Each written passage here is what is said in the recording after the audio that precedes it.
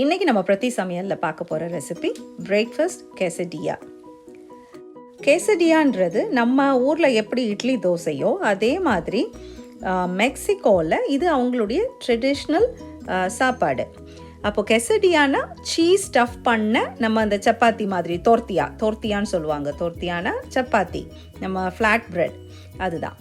அப்போ இன்றைக்கி நம்ம இந்த quesadilla நம்ம வீட்டில் உள்ள மிச்சம் லெஃப்ட் ஓவர் சப்பாத்தியில் தான் நம்ம இன்றைக்கி இந்த quesadilla பண்ண போகிறோம்.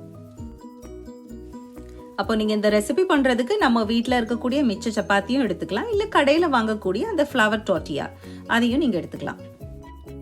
அது மாதிரி மீட் உங்களுக்கு விருப்பமான எந்த மின்ஸ்ட் மீட்னாலும் எடுங்க. வெஜிடேரியனாக இருந்தால் உருளைக்கிழங்கு, வெஜிடபிள்ஸ், ஸ்பினிச், பன்னீர் இந்த மாதிரி கூட நீங்கள் ஸ்டஃபிங் எடுத்துக்கலாம். இதுதான் நம்ம கடையில் வாங்கக்கூடிய ஃப்ளவர் tortillas. இது கார்ன்லேயும் கிடைக்கும். இது ஃப்ளவர் tortillas. ஃப்ளவர் tortillasனால் நம்ம மைதா மாவில் பண்ணக்கூடிய ஃப்ளாட் பிரெட். இது ஒரு 10 மினிட்ஸில் நமக்கு இந்த மாதிரி ஃப்ளாட் பிரெட், இந்த சப்பாத்தியோ இல்லை இந்த மாதிரி கடையில் வாங்கின tortillaவோ இருந்துச்சுன்னா நமக்கு 10 நிமிஷம் தான். இது இந்த மாதிரி பிரேக்ஃபாஸ்ட் சாசேஜ், இந்த மாதிரி மின்ஸ்ட் மீட்டே இருக்கும். இதில் உப்பு காரம் எல்லாம் சீசன்ட் மீட்டு தான். அதனால் இதில் எக்ஸ்ட்ரா எந்த மிளகு பொடி, மசாலா பொடி எதுவும் சேர்க்க வேண்டாம். இப்போ நம்ம ஃப்ரெஷ்ஷாக, நம்ம ஊர்லெலாம் கொத்துக்கறி நல்லா ஃப்ரெஷ்ஷாக கிடைக்கும். ஸோ அப்போ இதுக்கு பதிலாக நீங்கள் இந்த மாதிரி ஃப்ரோசன் மீட்லாம் வாங்க வேண்டாம். நம்ம ஊரில் நல்லா ஃப்ரெஷ்ஷாக கொத்துக்கறி கிடைக்கும். கொத்துக்கறி கூட கொஞ்சம் உப்பு, மிளகு, நம்ம ட்ரெடிஷ்னல் மசாலாவை நீங்கள் போட்டு நீங்கள் பண்ணிக்கோங்க.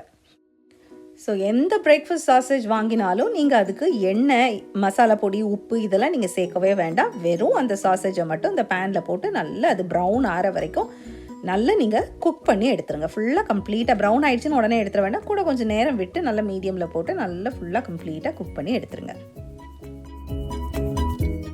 இப்போ அந்த மீட் நல்லா வேகட்டும். மீட் வேகிறதுக்குள்ளே நம்ம என்ன பண்ண போகிறோம், இப்போ அந்த முட்டை எடுத்து வச்சுருந்தேன், 4 முட்டை எடுத்து வச்சுருந்தேன். இப்போ நான் பிரேக்ஃபாஸ்ட் 4 பேருக்கு பண்ணுறேன். ஸோ அப்போ அந்த முட்டையை 4 முட்டை, ஆளுக்கு ஒரு முட்டைன்ற கணக்கில் 4 முட்டையை நான் அடிக்கிறேன். 4 முட்டை அடித்து அதில் மிளகு, உப்பு மட்டும், ரொம்ப ஜாஸ்தி உப்பு போட்டுறாதீங்க. ஏன்னா எல்லாத்துலேயும் உப்பு, சப்பாத்தியில் உப்பு இருக்கும், மீட்டில் உப்பு உண்டு. அதனால் உப்பு பார்த்து போடுங்க. கொஞ்சம் லைட்டாக பேருக்கு போட்டால் போதும். இதை மாதிரி அந்த அடித்த முட்டையை பேனில் நீங்கள் ஊற்றிக்கோங்க. இந்த முட்டைக்கு மேலேயே கொஞ்சம் சீஸ் போட்டுக்கோங்க. quesadillasனாலே சீஸ் தான். சீஸ் ஸ்டஃப் பண்ண சப்பாத்தி தான் quesadilla. ஸோ சீஸ் இல்லாமல் இருக்கக்கூடாது. நீங்கள் சீஸ் எவ்வளோ வேணாலும் நீங்கள் போட்டுக்கலாம். நான் கொஞ்சம் இந்த மாதிரி அளவாக போட்டுக்கிறேன். இப்போது தோசைக்கல், ஃப்ளாட் தோசைக்கல் எடுக்கிறதுக்கு பதிலாக இந்த மாதிரி கொஞ்சம் குழி உள்ள நான்ஸ்டிக் பேன் எடுத்துக்கிட்டிங்கன்னா உங்களுக்கு அது அந்த quesadillaவை திருப்பியெல்லாம் போடுறதுக்கு உங்களுக்கு வசதியாக இருக்கும். அப்போ தோசைக்கல்லுனா ரொம்ப ஹெவியாக இருக்கும். அதனால் இந்த மாதிரி ஒரு நான்ஸ்டிக் பேன் எடுத்துக்கோங்க. நமக்கு ஈஸியாக அதை தூக்கி லிஃப்ட் பண்ணி ஃப்ளிப் பண்ணுறதுக்கெலாம் வசதியாக இருக்கும். இப்போது இந்த முட்டை கிளுக்கிளுன்னு இருக்கும்போதே அது மேலே நம்ம என்ன பண்ணணும், ஒரு சப்பாத்தியை மேலே போட்டுடணும். மேலே போடும்போது என்ன ஆகிடும், இந்த சீஸ் முட்டையெல்லாம் அந்த சப்பாத்தியில் நல்ல ஒரு லேயர் மாதிரி அழகாக ஒட்டி பிடிச்சிக்கும். இப்போ நம்ம இதை இந்த மாதிரி திருப்பி போட போகிறோம். திருப்பி போட்டுட்டு அந்த எக் சைடு, முட்டை இருக்கக்கூடிய சைடில் நம்ம பார்த்திங்களா இந்த மாதிரி வேக வச்ச மீட்டு, நீங்கள் இப்போ மீட்டு, பன்னீர், வெஜிடபிள் எதை வேணால் நீங்கள் ஸ்டஃப் பண்ணிக்கலாம் உள்ள. இப்போ நான் இன்றைக்கி வெறும் இந்த மீட்டு மட்டும்தான், பிரேக்ஃபாஸ்ட் சாசேஜ் மட்டும் தான் எடுத்திருக்கேன். அதை நடுவில் வச்சுட்டு இதுக்கு மேலேயும் கொஞ்சம் சீஸ் போட்டுக்கோங்க.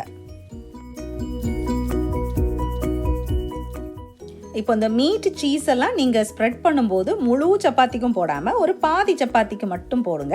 அப்போ தான் நமக்கு இதை திருப்பி அதை ஃபோல்ட் பண்ணுறதுக்கு நமக்கு வசதியாக இருக்கும். இந்த மாதிரி இதை ஃபோல்ட் பண்ணும்போது என்ன ஆகும்னா அந்த சீஸ் எல்லாம் மெல்ட் ஆகி அது நல்ல க்ளூ மாதிரி அது ஒட்டிக்கும்.